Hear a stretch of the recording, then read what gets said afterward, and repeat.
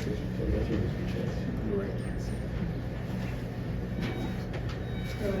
ahead and raise your hand, and we'll get you a mic for questions for Coach Green. Here, Shauna, before we get to like the big picture stuff, the press, is there anything you're seeing when teams really ramp it up on you that's giving you guys a little bit of struggle? We worked on it all week, and we got to run our press break. We don't run it. We just abandon it. And you got to want the ball. You got to be confident and want the ball. When we ran it, like they said, we got KB over the top.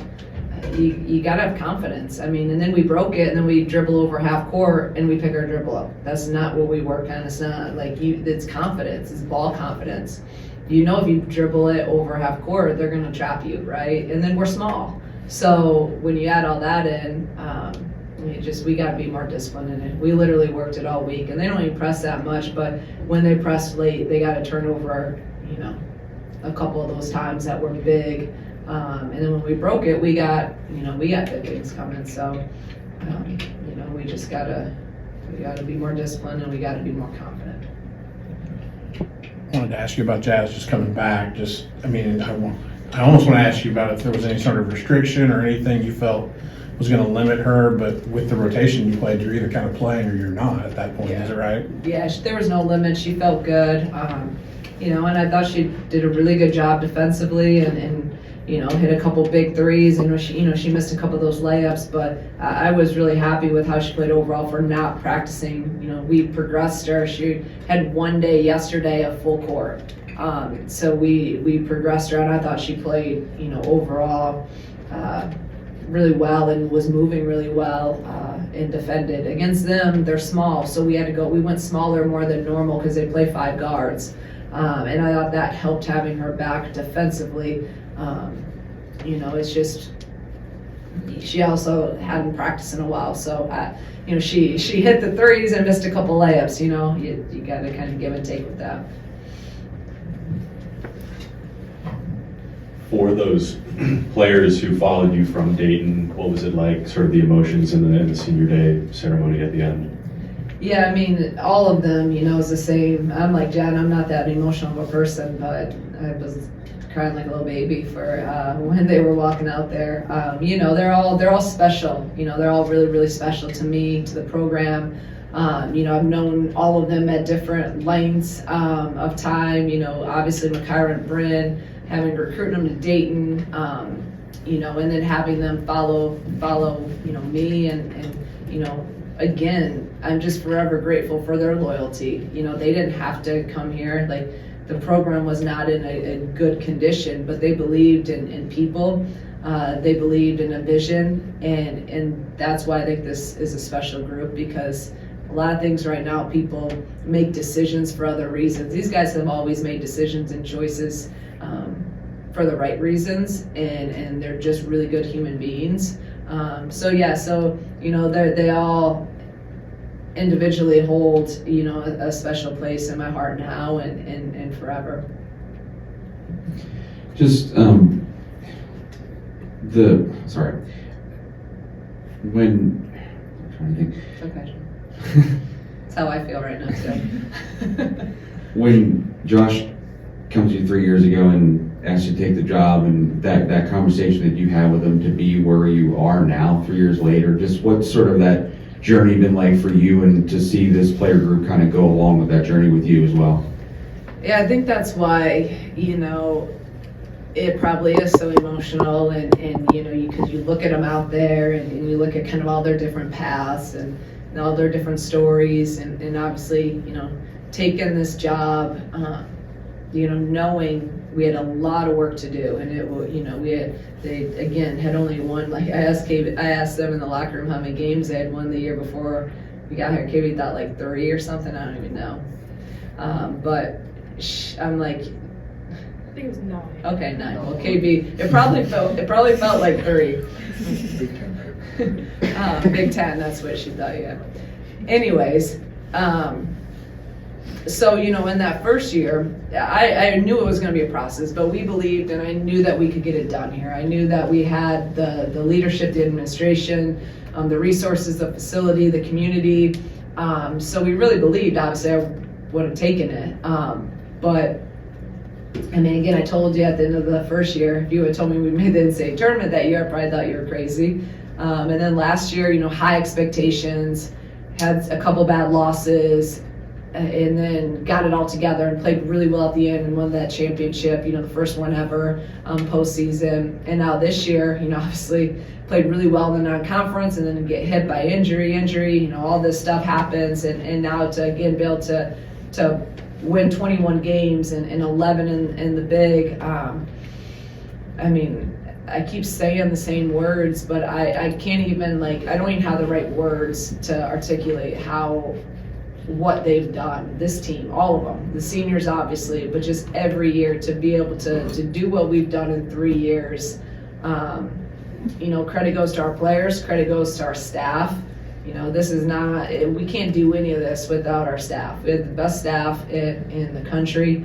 And so I'm just very proud and grateful for each and every one that's kind of made their mark, along the way. But I think we're in a really good position, and we just got to continue now to carry it on into postseason and obviously into the coming years. Not the result you guys might have wanted, missing out on that double bye, but still getting that single bye and getting some extra time off. What does that mean for you guys and all the players that have been logging a lot of minutes lately? Yeah, we got some good rest this week, and it is what it is at this point. Like I said, you got to find a way. You got to be mentally tough to fight through fatigue because everyone's tired, and we've played 5 or 6 really all year, so it's nothing new.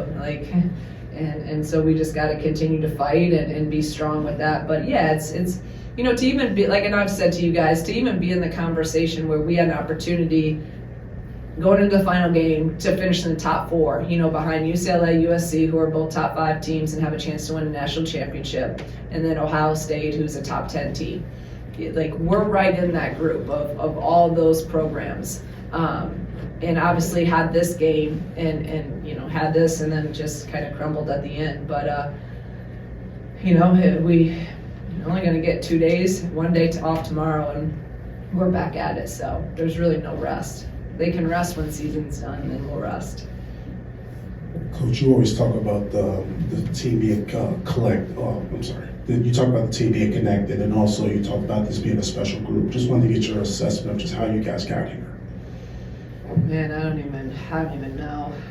There's some days that I don't know where we're gonna get, and I think that's what makes it now so special when you do these things and when you look back on this team because of kind of the road we've taken. And again, how many times you get to have the same kind of core group for 3 years to be able to go through a lot of those things. You just don't see it nowadays, and I don't know if you'll ever see it a lot. I hope we can continue to keep our same roster and continue to build the culture, because like I told our team, and it's what we did really at Dayton, it's you graduate people, but you're sustained success because it's just the culture, the expectation, it's just what you do. And that's where this senior group, and when I talk about legacy, you leave your legacy by passing on the standards and the culture and what it's about, and you expect to win.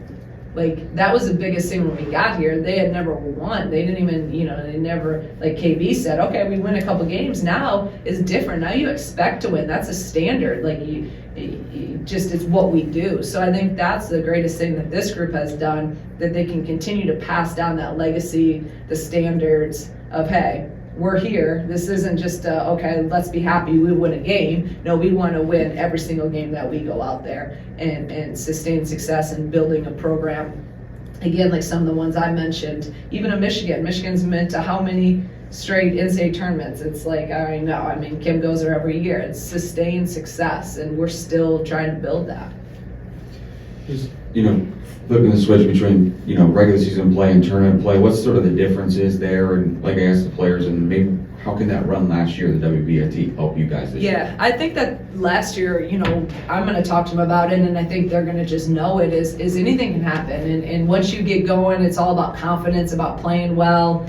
And once you get that, you just, last year, you felt it build every game. And then they also know what they did internally as a team, where they were just like, they had the mindset, we're just not losing. And you could see it in how we played. And that's why it's so much fun to coach them during that stretch. So we're definitely going to take that experience and talk about it and carry it over. That's why you see a lot of teams that win a WNIT, championship. The following year, usually they're always in the NCAA tournament, and some of them have made some runs because of that. So that's great, experience and valuable to us. So we're gonna take that. And also, to answer the first part of it, what's different about postseason is, and especially for a group of seniors, every game could be your last game when you get into the NCAA tournament. And when you play with that fire and determination that you don't want it to be done, you can do some special things. So I'm curious early on if there was anything that you knew that maybe this group in particular could be the one that kind of is an immediate catalyst to a rebuild. Like, is there a practice or a game or a moment from those first couple of years that you remember thinking that this, whatever the formula was with these guys, they had it? That first couple weeks of practice, I didn't think we'd win a game, so I know it wasn't that. I mean, if I could go back and watch a video, if we had video in State Farm Center, because we were still over there, some of those first practices, like Jen talked about, she was a shell of herself, no confidence. I remember, I'm just trying to get her to not make, behind the back passes and just do the simple thing. And, if you could have probably been in some of those practices or listened to some of our staff meetings, it was this group, they've come so far. Even when I watch some film from last year's, when I'm watching and preparing for this year, I'm like, man, we've come so far, right? So it's just been really cool to see their development. And again, that's what's special when you can keep a group together, because you kind of go through all that. But I don't know if there was necessarily one practice or one,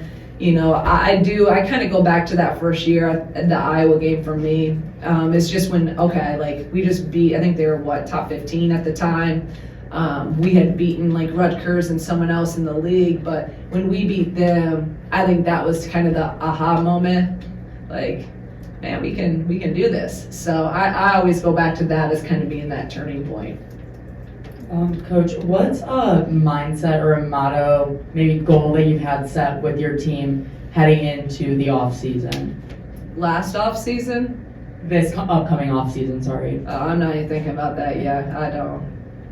I'm trying to enjoy every moment right now with this group, because again, even today, it sucks to try to do senior day after when you lose. It's great. I've done them, I've done it on wins, I've done it on losses, but I really just took myself out of deep in the game and just was present at this group and how special they are. And that was my goal coming in this year, was to really enjoy the journey. I preach it all the time, but sometimes I got to listen to and practice what I preach. And I'm just really, like the kids are saying, we're trying to just enjoy it, be present, and we'll worry about the off season, when that comes. So it's going to be different. We're going to look different, I can tell you that much, but there's some excitement in that too. To dovetail off of Joey's question, did you learn anything this year about, we hear coaches all the time in your sport talk about get old, stay old. Did you learn anything about coaching 22 and 23-year-olds this year about how it's different than what you've ever had? I know you had veterans at Dayton, but...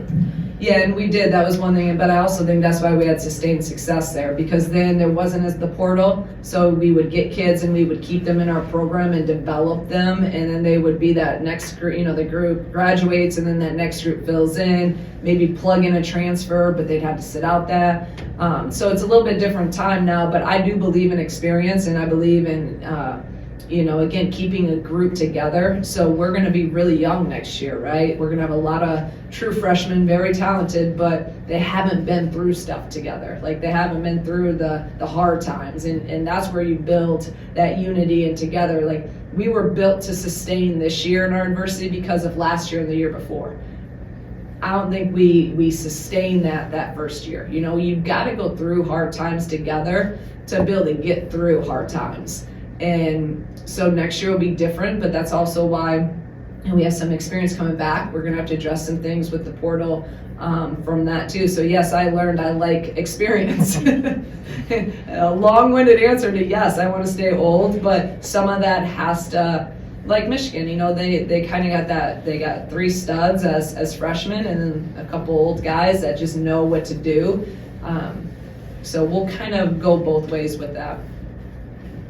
I think it was Camille at the end of last year in Indianapolis that said not a lot of teams make it to April, let alone March. I guess, is that the same mindset this year, and what's key to keeping that mindset up? Yeah, I mean, only what, 4 make it in the NCAA tournament, only 4 make it to the Final Four in April, and then obviously in the WBIT. So it's special to play that long, and it was special, and it was fun. It was a great ride last year, and my goal always has been, every team I've coached, whether I was an assistant or a head coach, is to get out that first weekend. But I also know anything can happen, and a run can happen. I know I've talked about as an assistant our run at Dayton to the Elite Eight. Like, it's just all about, our run last year to a championship. It's all about finding confidence and just playing your best basketball at the right time. And it's kind of a fresh start. You get into postseason, and really it's everyone 0-0 and nothing matters, and you just go out there and you fight. It's all about matchups at the end of the day. And some of that you get lucky with, and does that team match up with you? It's all matchups when you get in the NCAA tournament.